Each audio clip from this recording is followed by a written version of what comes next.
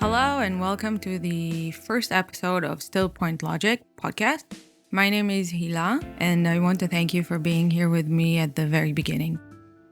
Few words about the purpose of this podcast. So this podcast is a place for us to pause.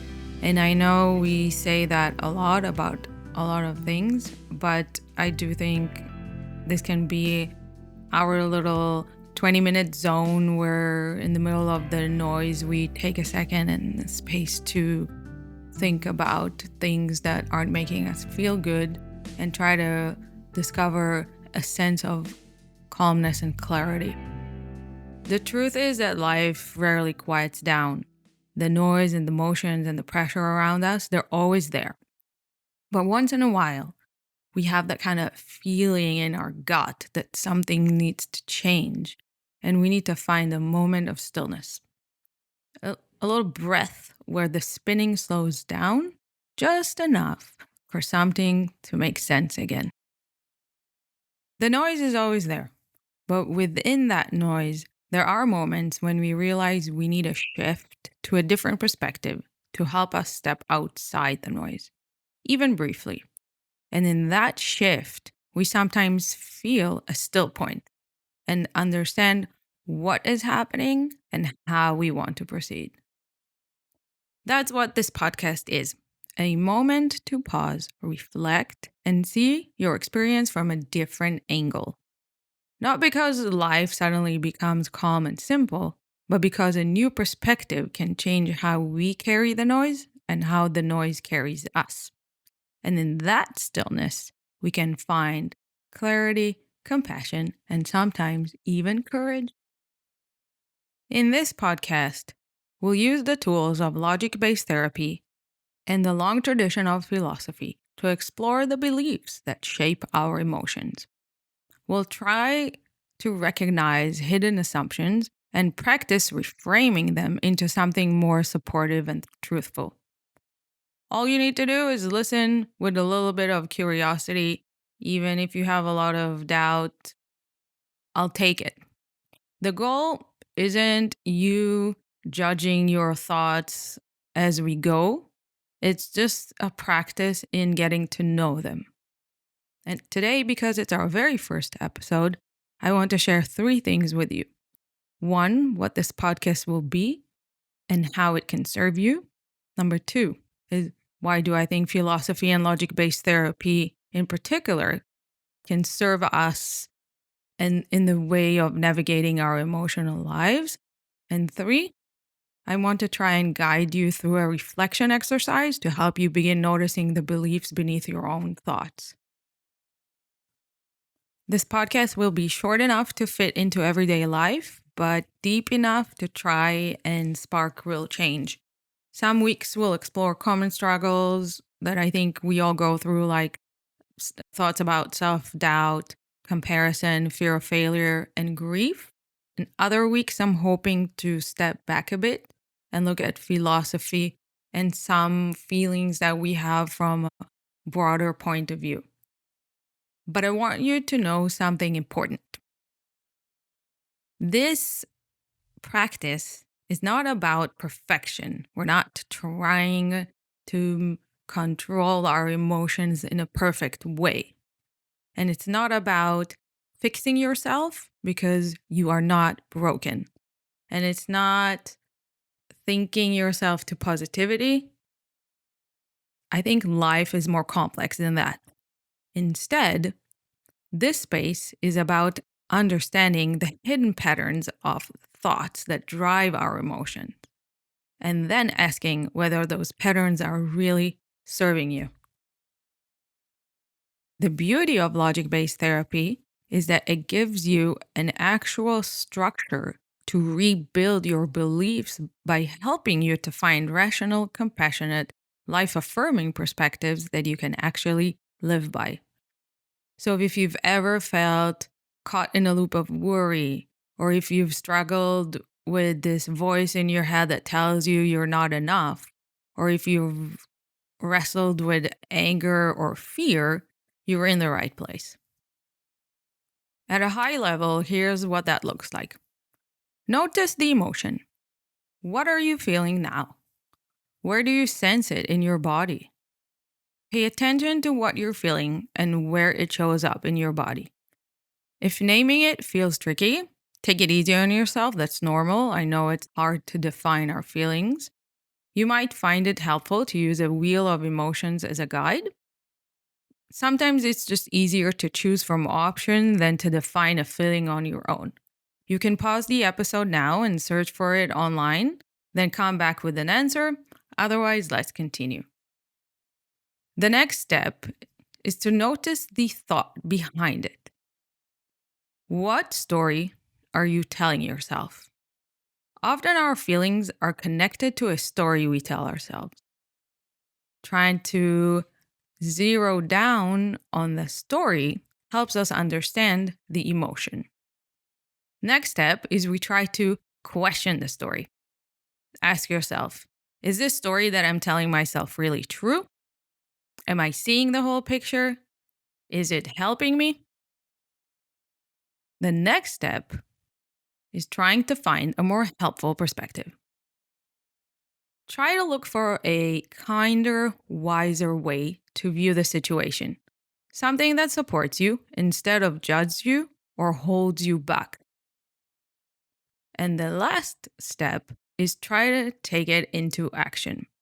What we'll try to do is take a new perspective and apply it in small practical ways to your everyday life. This is the basic cycle we'll return to throughout this series. Now I want to talk about why philosophy. And I am aware of the fact that when people hear the word philosophy, they often want to turn around and run. They always picture these dusty books and abstract mind-hurting debates. But philosophy at its root simply means the love of wisdom. And for centuries, it wasn't something kept in classrooms, it was lived. The Stoics in ancient Greece and Rome taught practical exercises for handling anger, fear, and loss. The Buddhists developed practices for noticing thoughts and cultivating compassion. And existentialists, thinkers explored how to live authentically in a world that can feel chaotic and uncertain. Logic-based therapy is a modern continuation of this tradition. It helps us identify the logic hidden in our feelings. Because every strong emotion, whether it's despair, rage, envy, or shame, begins from an assumptions we hold about the world. Let me give you an example. Imagine someone who feels like a failure. Underneath the emotion, the hidden belief might be, if I fail at something important, I am a failure as a person. That's a syllogism, a little piece of logic we carry around, often without even realizing it. The goal isn't to shame yourself for having these beliefs. I think we all think negative thoughts and they arise naturally, and there's nothing we can do about it. But we can try to examine them like a philosopher and ask, is this really true? Is it fair? Does it help me live well? And if not, we can begin to craft a healthier perspective.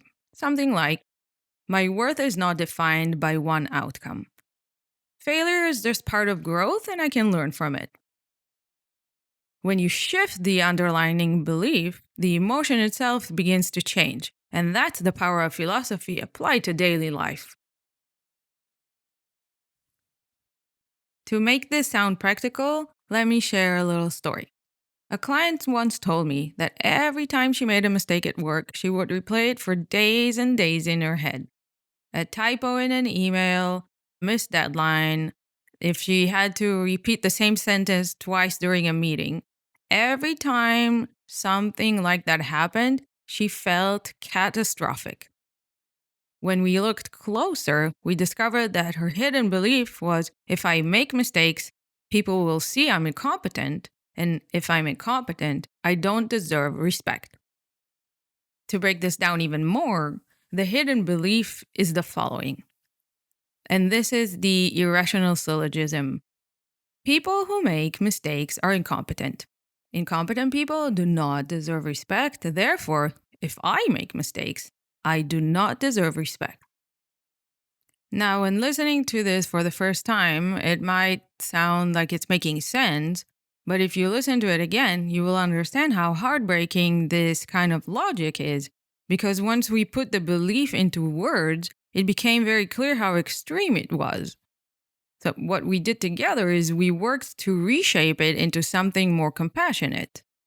Something like this: everyone makes mistakes. Competence isn't the same thing as perfection. It's the ability to keep learning and contributing even when errors happen. Now, I know that that shift didn't make her feel good overnight, but we introduced another perspective, and that made the feeling of shame less strong. Over time, our goal was to work together on noticing mistakes without spiraling into paralyzing self criticism. This is what I hope this podcast can do for you: help you notice the hidden beliefs, question them, and find perspectives that bring more clarity and compassion.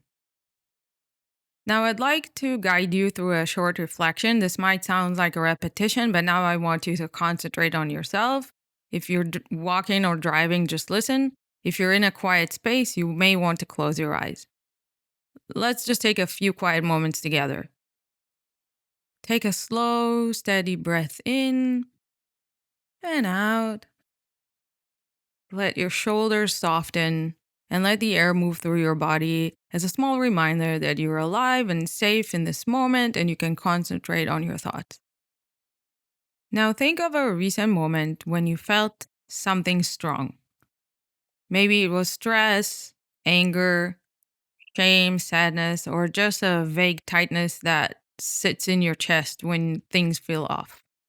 You don't need to pick the biggest emotion or the worst thing that happened. Even a small thing will do for now. Now name it to yourself without judgment. I'm feeling anxious. I am feeling hurt. I am feeling overwhelmed.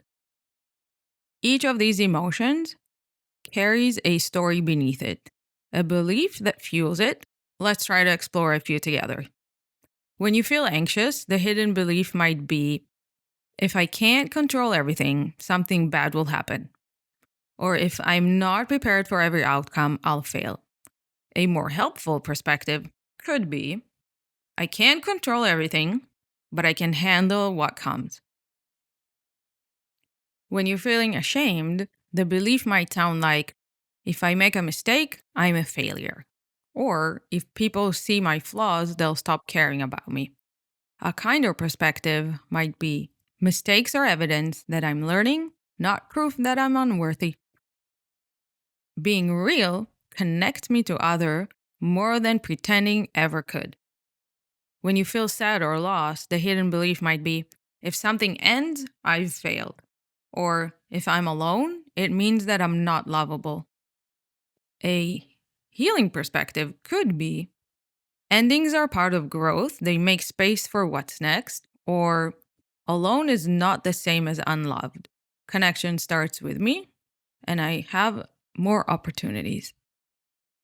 Now, you might recognize one of those patterns or a mix of them, but for today, just notice which one lands. You don't have to solve it today. We're just beginning to understand what's been shaping how you feel. And take another deep breath in, out, and feel the weight of that awareness. It's not heavy, it's grounding. It means you're learning to see the logic behind your emotions instead of being swept by them.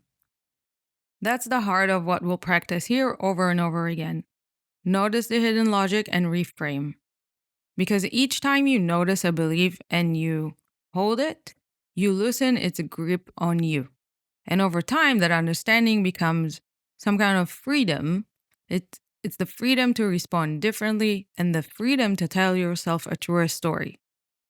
So for now, stay here for one more breath and maybe say to yourself, I'm learning to understand what I feel, not fight it. And that's the beginning of clarity that will later on bring change.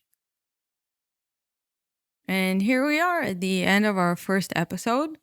You've just practiced something simple but powerful, noticing your thoughts instead of being ruled by them. And each time you do that, even for a moment, you're training your mind to pause before it believes everything that it says. And that pause is your still point. In the episodes ahead, we'll keep exploring the pause through different emotions in life, and we'll learn to spot distorted beliefs that make life heavier when they don't need to be. We'll try to replace them with rational, compassionate principles that free you to live more calmly and clearly. A small note from me: you have to remember that I am not a therapist. I am your reflection companion, here to guide your thinking, not to diagnose your feelings. If you have some free time, there's a reflection sheet on StillPoint Logic website. It's a companion to help you explore your thoughts on your own. It's free. I'm not going to add you to any emailing list, so feel free to go on the website and have a look. The next episode will go deeper into how beliefs shape emotions and how you can begin developing your own methods for reflection. And here's something to notice. In a world where our feeds are filled with opinions, hot takes, and endless comparisons, it's easy to lose track of your own inner voice. Give yourself even a minute of pause to think and notice. It's a way of coming home to yourself. Welcome back to your still point.